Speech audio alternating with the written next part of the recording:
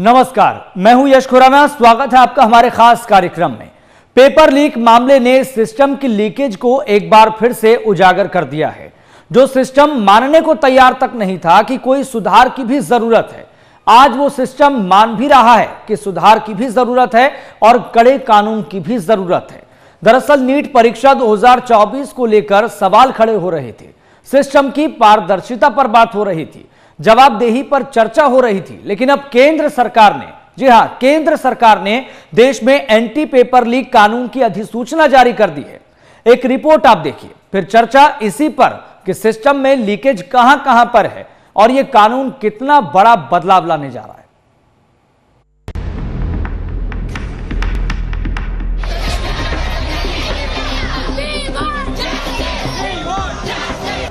देश में anti paper leak कानून यानी पब्लिक एग्जामिनेशन एक्ट 2024 लागू हो चुका है। केंद्र सरकार ने इसका नोटिफिकेशन जारी कर दिया है। यह कानून भर्ती परीक्षाओं में नकल और अन्य गड़बड़ियों को रोकने के लिए लाया गया है। इस कानून के तहत पेपर लीक करने या आंसर शीट के साथ छेड़छाड़ करने पर कम से कम 3 साल की जेल की सजा होगी। इसे 10 लाख तक के जुर्माने के साथ 5 साल तक बढ़ाया जा सकता है। परीक्षा संचालन के लिए नियुक्त सर्विस प्रोवाइडर अगर दोषी होता है तो उसे 5 से 10 साल तक की जेल की सजा और 1 करोड़ रुपए तक जुर्माना होगा। सर्विस प्रोवाइडर अवैध गतिविधियों में शामिल है तो उससे परीक्षा की लागत वसूली जाएगी। नीट और यूजीसी एनईटी जैसी परीक्षाओं में गड़बड़ियों के बीच यह कानून लाने का फैसला बड़ा कदम माना जा रहा है।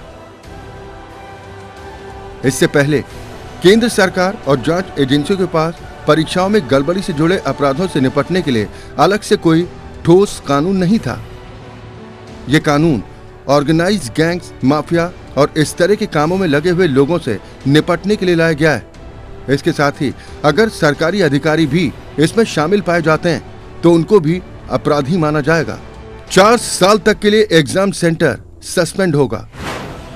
एंटी पेपर लीक कानून के तहत अगर किसी गड़बड़ी में एग्जाम सेंटर की भूमिका पाई जाती है तो उस सेंटर को 4 साल तक के लिए सस्पेंड किया जा सकता है, यानी उस सेंटर को अगले 4 साल तक के लिए कोई भी सरकारी एग्जाम कराने का अधिकार नहीं होगा। किसी संस्थान की संपत्ति कुर्क करने और जब्त करने का प्रावधान भी है और उससे परीक्षा की लागत भी वसूली जाएगी। सरकार ने पेपर लीक गैंग सॉल्वर से निपटने का फॉर्मूला भले ही खोज लिया, लेकिन देखना होगा ये कितना प्रभावी होगा और सिस्टम की लीकेज कितनी रुकेगी। Bureau report, MH1 news. तो एक डिटेल्ड रिपोर्ट आपने देखी। तो सरकार ने अधिसूचना भले ही जारी कर दी है, लेकिन सवाल अब भी कई बाकी हैं। तो सिनेरियो जो बना हुआ है उसमें यह सवाल भी लगातार पूछा जा रहा है, जिन 1563 छात्रों का री एग्जाम होना था, जिन छात्रों की दोबारा से परीक्षा होनी थी, एग्जैक्ट फिगर की बात करें तो 1563 है। अब उन छात्रों का क्या होगा और उन छात्रों का भी क्या होगा, क्योंकि सरकार ने तो नीट परीक्षा रद्द कर दी है। वो छात्र जो ईमानदारी से पढ़ाई कर रहे थे, वो छात्र जिनका कोई कसूर नहीं है, जिन्होंने दिन रात पढ़ाई की, ईमानदारी के साथ, नियति के साथ, ये सोचकर कि हम परीक्षा देंगे, सिस्टम में ट्रांसपेरेंसी है, उनको भरोसा है, सब कुछ ट्रस्ट पर चल रहा है, सब कुछ क्रेडिबिलिटी के आधार पर आगे बढ़ रहा है। तो फिर ये पेपर लीक की बात सामने आई तो लीकेज कहां कहां पर है, इस पर भी चर्चा होने लगी। हालांकि एक बड़ा पॉइंट यह है कि केंद्रीय शिक्षा मंत्री धर्मेंद्र प्रधान इस पूरे मामले में शुरुआत में ही एनटीए को क्लीन चिट दे चुके थे। उन्होंने यह कहा था कि इस पूरे मामले में कोई धांधली नहीं हुई है, कोई भ्रष्टाचार नहीं हुआ है, कोई पेपर लीक नहीं हुआ है। लेकिन आज का सिनेरियो जो कई सवाल खड़े कर रहा है, तो परीक्षा संचालन के लिए नियुक्त सर्विस प्रोवाइडर अगर दोषी होता है, यह हम नए कानून की बात हम कर रहे हैं, क्योंकि सरकार तो एक्शन में दिखाई दे रही है, नए कानून को लेकर अधिसूचना भी जारी कर दी है। तो उससे जुड़े कुछ बड़े जो की पॉइंट है वो आपको बता रहे हैं। तो उसे 5 से 10 साल तक की जेल की सजा है। सर्विस प्रोवाइडर के कॉन्टेक्स्ट में हम आपको यह जानकारी दे रहे हैं, जो ग्राफिक्स आपकी टीवी स्क्रीन पर चल रहे हैं। और बड़ी बात यह भी है कि 1 करोड़ रुपए तक जुर्माना भी होगा। इसके अलावा सर्विस प्रोवाइडर अवैध गतिविधियों में शामिल है तो उसके खिलाफ भी कड़ी कार्रवाई होगी।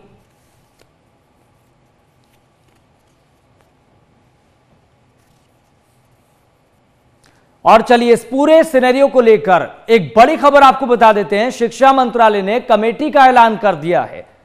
तो कमेटी में कौन कौन है ये भी आपको बताएंगे। तो परीक्षा प्रक्रिया में सुधार पर कमेटी का ऐलान कर दिया है केंद्र सरकार ने। 7 सदस्यीय हाई लेवल कमेटी बनाई गई है। सिस्टम में लीकेज कहां कहां पर है, इसको कहां पर सुधारने की आवश्यकता है, इसके लिए पूर्व इसरो चीफ राधा कृष्णन को प्रमुख बना दिया गया है। 2 महीने में सरकार को रिपोर्ट सौंपेगी ये कमेटी कि कहां कहां पर लीकेज है, कहां कहां पर सुधार करने की जरूरत है। इस पूरे मामले में जो नीट की लीकेज की सामने आई, पेपर लीक का मामला सामने आया, कई लोगों की गिरफ्तारियां तक हो चुकी है और कई राज्यों से और कई लोगों से इसके कनेक्शन भी सामने आ गए हैं। इस पूरे मामले में कौन कौन जुड़ा हुआ है डायरेक्टली इनडायरेक्टली, लेकिन सरकार एक्शन मोड में नजर आ रही है। तो 7 सदस्यीय हाई लेवल कमेटी बना दी गई है। तो पूरा सिनेरियो अब आपने समझ लिया है। इस पूरे विषय को लेकर हम चर्चा करेंगे ताकि आप और गहराई से और माइन्यूटली समझ पाएं कि आखिर अभी लीकेज कहां कहां पर है, सुधार करने की जरूरत कहां कहां पर है।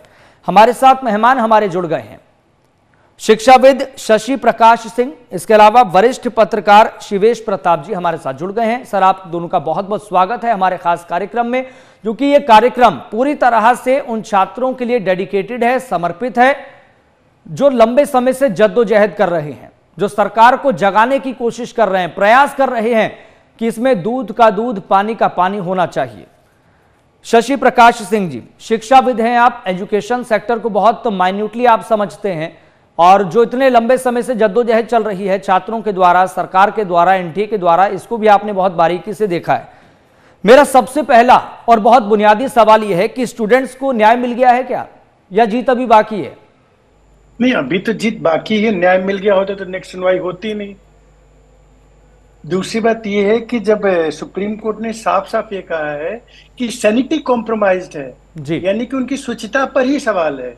तीसरी बार 1563 बच्चे, ये अभी तक क्लियर नहीं हो पाया कि ये बच्चे एक्चुअल में 1563 है या उससे ज्यादा है। बिल्कुल, वो मैं इसलिए कह रहा हूं क्योंकि लास्ट ईयर और इस ईयर के अगर आप कंपेयर करेंगे तो करीब करीब 35,000 रैंक का डिफरेंस आ रहा है। जबकि पेपर, मैं एज अ टीचर बोल रहा हूँ, नीट टीचर ही मैं बोल रहा हूँ, पेपर लास्ट ईयर से इस साल का 20 ही था, 19 तो बिल्कुल नहीं था। तो इस साल ऐसा कैसे हो गया कि 35,000 रैंक का डिफरेंस आ रहा है? तो प्रॉब्लम सारी वहां पर ही है कि भाई 1563 बच्चे जो आपने बोले हैं, पहली बात वो कौन थे, क्या थे, कैसे डिसाइड हुआ, कहाँ 720 नंबर उनको, मतलब 580 नंबर मिल रहा है, क्या क्राइटेरिया आपका था उनको देने का, वही नहीं पता। दूसरी बात, ये 1563 बच्चे ही एक्चुअल में हैं या उससे ज्यादा हैं। मतलब ये तो मैं पहली बार देख रहा हूं जहां पे इतना डिस्प्यूट होने के बावजूद भी अभी तक डिसीजन नहीं लिया जा रहा है। 2015 में घटना, 2016 में घटना, मतलब 2 बार तो, मतलब आपको पता 2015 में भी दुर्भाग्यवश हरियाणा में ही पेपर लीक हुआ और उसके बाद वहां पर फिर से रीपेपर हुआ था 2015 में, तभी आईपीएमटी हुआ करता था। 2016 में जब फिर से नीट की एंट्री हुई सुप्रीम कोर्ट के कहने पर, तो पहले एआईपीएमटी हो चुका था, उसके सुप्रीम कोर्ट ने कहा कि नीट होगा, ऑप्शनल दे दिया गया कि लोग पहले वाले मार्क्स यूज कर सकते हैं या नया यूज कर सकते हैं। तो इस बार फिर ऐसा क्यों नहीं हो रहा है भाई? तब जब इतनी सारी चीजें सवालों के घेरे में, इतने सारे बच्चे उसमें परेशान हैं, कंफ्यूज्ड हैं। बिल्कुल। और शशि प्रकाश सिंह जी, मैं सवाल तो ये भी पूछ रहा हूं, उन ईमानदार छात्रों का क्या होगा जो दिन रात पढ़ाई कर रहे थे, 15-15 घंटे खुद को कमरे में बंद किए हुए थे, उनका क्या कसूर है इस पूरे मामले में? नहीं, बिल्कुल, देखिए ये बिल्कुल सही बात है, बट एक बात सोचने की है कि सुप्रीम कोर्ट ने कहा है कि काउंसलिंग नहीं रोकी जाएगी जी। आप ये सोचिए, अगली सुनवाई से पहले काउंसलिंग शुरू हो जाएगी।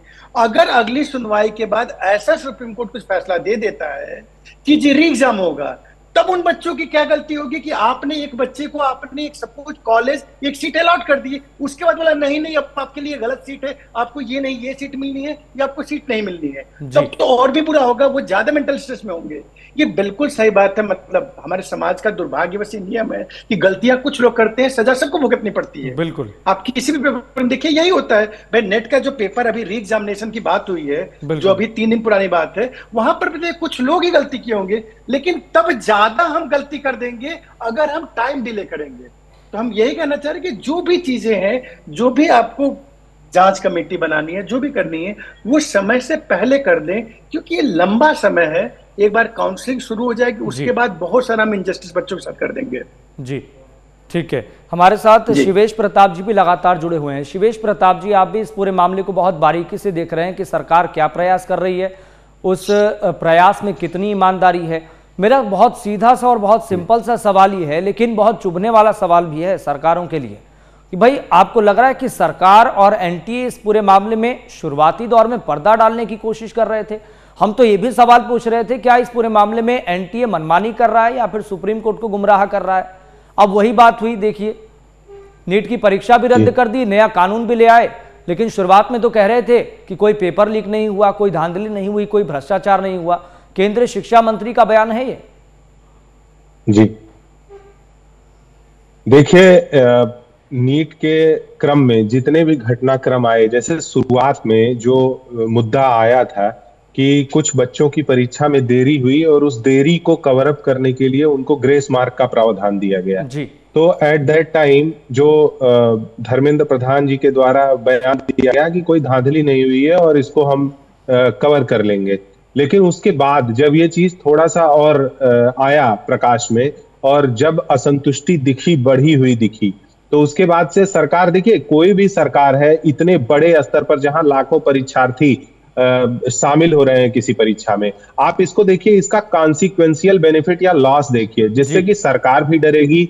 नीट जैसी परीक्षा आयोजित करने वाली जो परीक्षा संस्था है वो भी इससे जरूर दबाव में आएगी। तो सबसे पहले तो इन्होंने उस पर मिट्टी डालने की कोशिश किया, इसमें कोई दो राय नहीं है, जिससे कि यह असंतोष ना पैदा हो। क्योंकि देखिए अगर 15 लाख 20 लाख बच्चे 23 लाख बच्चे इसमें शामिल हो रहे हैं, तो इसका अर्थ है कि उतने परिवारों तक वो नाराजगी और डिससेटिस्फेक्शन जा रहा है। तो सरकार ने तो सबसे पहले अपने को बचाने की कोशिश किया कि ऐसी स्थिति को किसी तरह से दबाया जा सके। लेकिन उसके बाद से जिस तरह से पटना वाला लीक हुआ और गोधरा का प्रकरण चालू हुआ, और उसके बाद से जब एजेंसियां सत्ते में आई और उसके बाद सरकार ने जब दबाव डाला कि इसमें क्या परीक्षा आयोजन करने वाले तंत्र के स्तर पर कोई गलतियां हुई है, क्या हुआ है, और वहां से जब और सुराग मिले, तो सरकार के ऊपर कहीं ना कहीं नैतिक दबाव यह पड़ा कि इस दिशा में और कार्य किया जाना चाहिए। और इसलिए शुरू में तो सरकार ने कहा कि हमने जो जितनी कमी देखी उस पर उसको सुधार किया। अब सरकार ये क्यों कह रही थी कि हम परीक्षा को नहीं करेंगे कैंसिल, उसके पीछे दो कारण है। देखिए ये जो टाइम आप देखिए, ये एडमिशन का टाइम है। अब हम अगर दोबारा पूरे देश में दोबारा परीक्षा होगी तो उसका एक सरकार के ऊपर बहुत बड़ा व्यय भार पड़ेगा। दूसरी बात की सरकार ये भी जान रही है कि 20-22 लाख बच्चों को पुनः फिर से परीक्षा करवाना, और उसके बाद जिन बच्चों ने इतनी मेहनत करके और परीक्षा दी है उनका लॉस ना हो। लेकिन साथ साथ सरकार को यह भी सोचना चाहिए, देखिए न्याय तंत्र क्या सुनिश्चित करता है? न्याय तंत्र सुनिश्चित करता है कि किसी भी, चाहे 10 दोषी छूट जाएं, लेकिन एक निर्दोष को गलत सजा नहीं होनी चाहिए।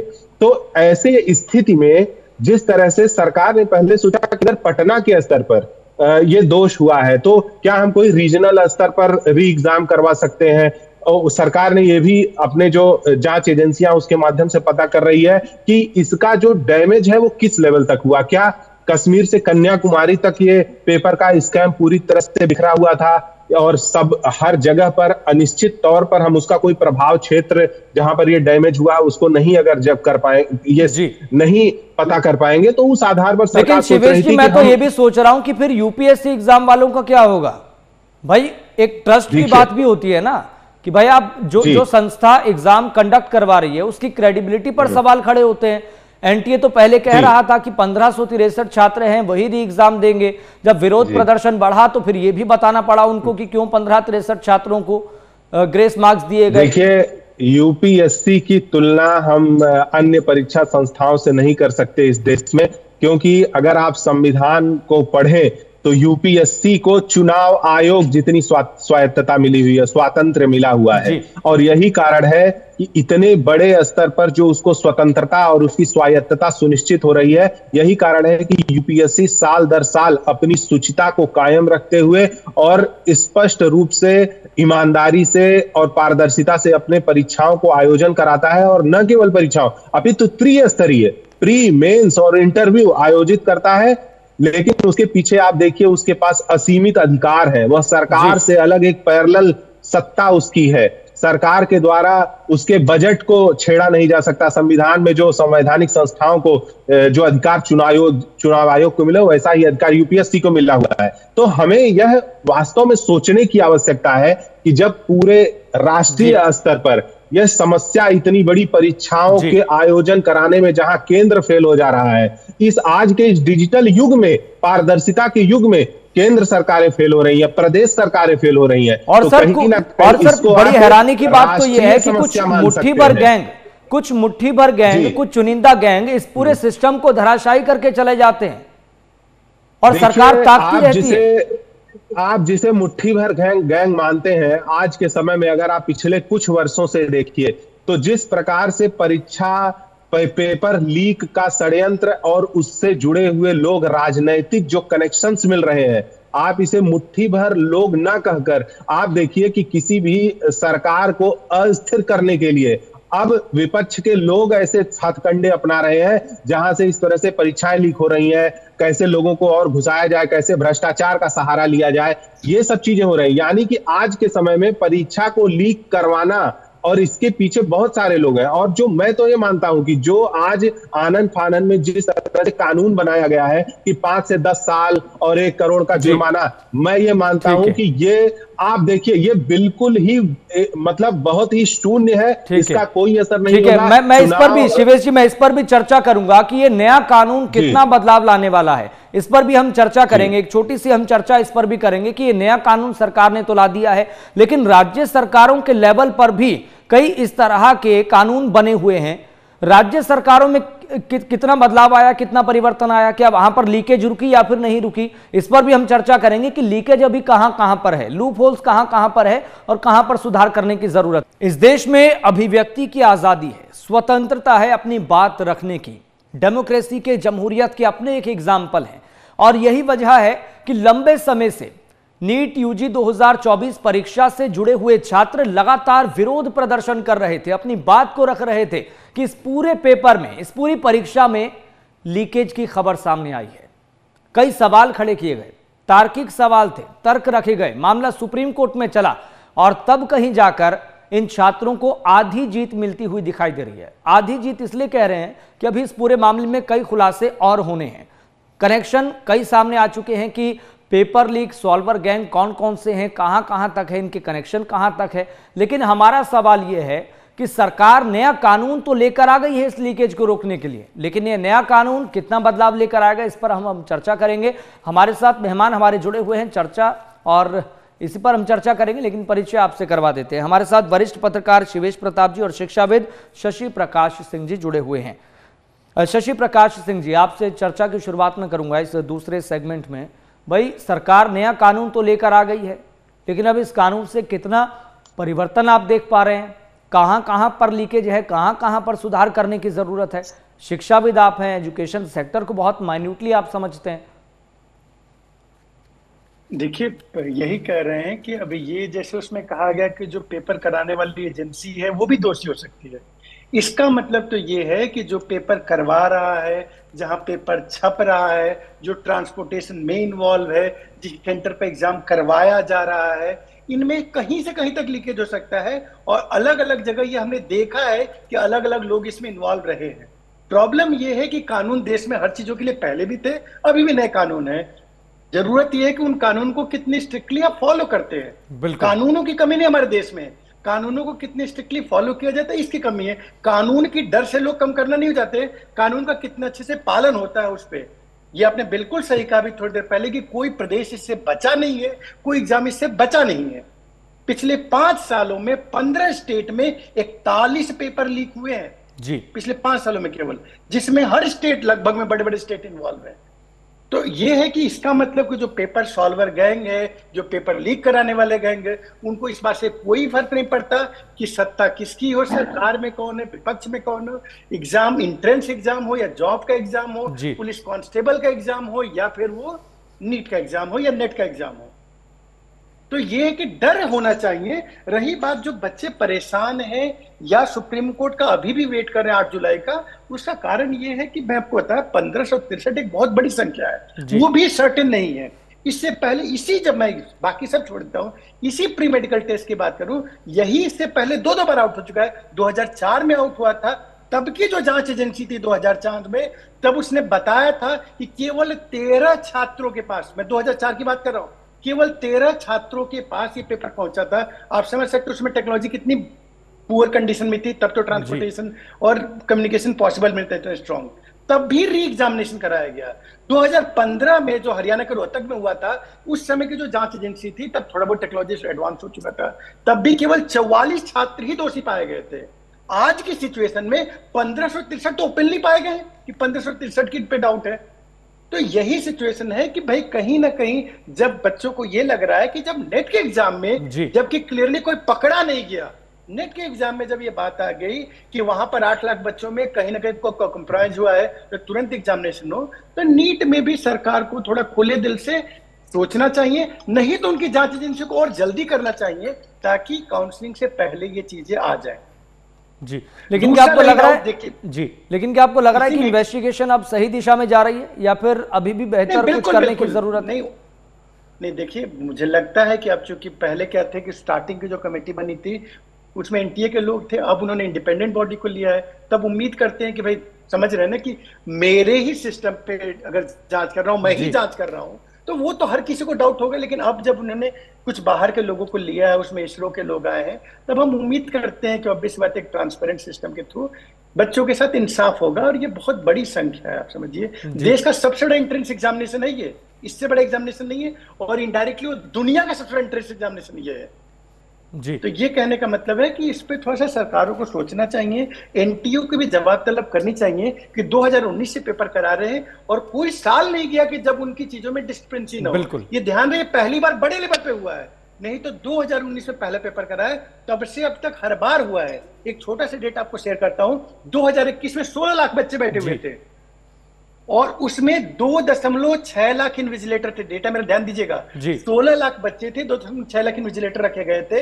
अभी 2024 में करीब करीब 24 लाख बच्चे हैं और इन्विजिलेटर 2.1 लाख है। बिल्कुल, आप समझ रहे हैं कि छात्र बढ़ गए हैं, इन्विजिलेटर कम कर दिए गए हैं। बिल्कुल, बहुत महत्वपूर्ण पॉइंट और डेटा आपने सवाल उठाते हैं। बिल्कुल, बहुत महत्वपूर्ण पॉइंट आपने रखे हैं। मुझे लगता है कि जो छात्र इस प्रोग्राम को भी देख रहे हैं वो भी बारीकी से हर चीज का एनालाइज कर पा रहे होंगे और समझ पा रहे होंगे। शिवेश प्रताप जी, एक बहुत महत्वपूर्ण सवाल मैं आपसे पूछने जा रहा हूं। आपको लग रहा है कि वो ऐसा क्या पॉइंट रहा जहां से सब कुछ टर्न आउट हो गया सरकार के लेवल पर? सरकार अभी कुछ दिन पहले तक तो ये कह रही थी कि पेपर लीक नहीं हुआ, लेकिन अचानक से क्या हुआ? जब ये 8 जुलाई को इस पूरे मामले में अहम सुनवाई सुप्रीम कोर्ट में होनी थी, क्या आपको लग रहा है कि सरकार के लेवल पर ये डर बैठ गया कि सुप्रीम कोर्ट में हम एक्सपोज हो जाएंगे, उससे पहले नीट परीक्षा भी रद्द कर देते हैं, कानून भी ले आते हैं ताकि स्टेटस रिपोर्ट दाखिल कर सके कि भाई देखिए इस पूरे मामले में हमने ये कदम उठाए हैं, अब आप तय कीजिए? क्या टर्निंग पॉइंट आप मान रहे हैं कि सरकार झुक गई है? जी जी, बिल्कुल सरकार झुकी है और सरकार को झुकना भी चाहिए क्योंकि एक ऐसा विषय भी है। देखिए, सबसे महत्वपूर्ण बात आज के समय में ध्यान देने की है कि भारत एक ऐसा देश है जहां पर इस देश, ये युवा देश है।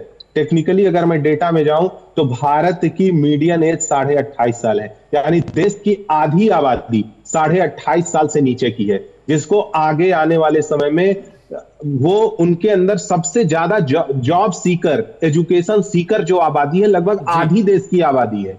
ऐसे में यूथ इतना बड़ा पावर भारत में बनकर आया है और कोई भी सत्ताधारी दल जिसने जल्दी ही अभी चुनाव संपन्न हुए और किसी तरह से वो गठबंधन की सरकार लेकर वापस आई है, तो उसे भी यह पता है कि बेरोजगारी की समस्या सरकार के द्वारा जो भी 10 वर्षों में एक नाराजगी युवाओं में है, यूथ स्ट्रेस इस समय देश में चरम पर है और उसका कारण कहीं ना कहीं बेरोजगारी है और साथ साथ लगातार साल दर साल परीक्षा पेपर लीक की जो स्थितियां हैं। आप देखिए एक परिवार कितना स्ट्रेस में है आज के समय में जब परीक्षाएं लीक होती हैं। एक बच्चा जिसके ऊपर इतना बड़ा सामाजिक दबाव है कि वो पूरे 1 साल मेहनत करता है और उसके बाद वो परीक्षा लीक हो जाती है, रद्द हो जाती है, उसको पता नहीं है कि उसका एडमिशन कब होगा, वो सफल कब होगा, साल दर साल वो इंतजार करता है। समाज में उसको कैसे एक असफल की बात कितना वो प्रेशर लेकर झेलता है। दूसरी बात, आप सोचिए कि इस समय एक परिवार जो अपने बच्चे का खर्चा पढ़ने लिखने का लगा रहा है, अगर 1 साल उसका व्यर्थ चला गया, यानी उसका जो आउटपुट मिलना होता अब उसे अगला 1 साल और लगाना पड़ेगा, और उसके बाद यानी कि ये फैमिली बर्डन भी है, फाइनेंशियल, बच्चे के ऊपर सोशल बर्डन भी है। तीसरी चीज कि जब आप एक स्टूडेंट हो, आप यूथ हो, आप सरकार के इतने बड़े बड़े दावे हैं विकास के और सारी चीजों के, उसके बावजूद अगर परीक्षाओं में शुचिता नहीं आ पा रही है तो यूथ स्ट्रेस बहुत लाजमी है। और इसलिए सरकार के साथ साथ आप देखिए विपक्ष ने भी इस मुद्दे को बहुत जो है तीव्रता से लिया है। राहुल गांधी ने, अगर आप देखिए कल परसों में उन्होंने युवाओं से, छात्रों से बात की है और उन्होंने आश्वासन दिया है कि अभी जो संसद सत्र चलने वाला है उसमें यह मुद्दा वो संसद में उठाएंगे। तो कहीं ना कहीं विपक्ष का दबाव, साथ साथ जो अपना एक नैतिक दबाव होता है सरकार के अंदर, कि जो उन्होंने वास्तव में देखा कि गड़बड़ियां हुई हैं, एक सीमा तक मतलब ये टर्निंग पॉइंट आप मान रहे हैं सरकार के लेवल पर। जी बिल्कुल, क्योंकि स्वतः संज्ञान तो कोर्ट ने भी ले लिया, और कोर्ट भी, और कहीं ना कहीं जो शासन में होता है उसे उसके जानकार सूत्र भी होते हैं, उसे पता जरूर चल जाता है कि गड़बड़ियां हुई हैं। और जिस स्तर पर असंतोष फैला उस पर सरकार को लगा कि ईमानदारी से इस बात को स्वीकार कर लेना चाहिए कि गड़बड़ी हुई है। और बिल्कुल शिवेश जी, मैं आपकी बात में एक और चीज ऐड ऑन करना चाहूंगा। चर्चा हम कर रहे हैं, इसी बीच मेरे को एक चीज याद आई है। सुप्रीम कोर्ट ने पिछली सुनवाई में कहा था कि 0.001% भी अगर इस पूरे सिस्टम में अगर खामी पाई जाती है तो हम सख्ती से निपटेंगे। मुझे लगता है कि सुप्रीम कोर्ट की यह टिप्पणी भी सरकार को कहीं ना कहीं सोचने पर मजबूर करने लगी।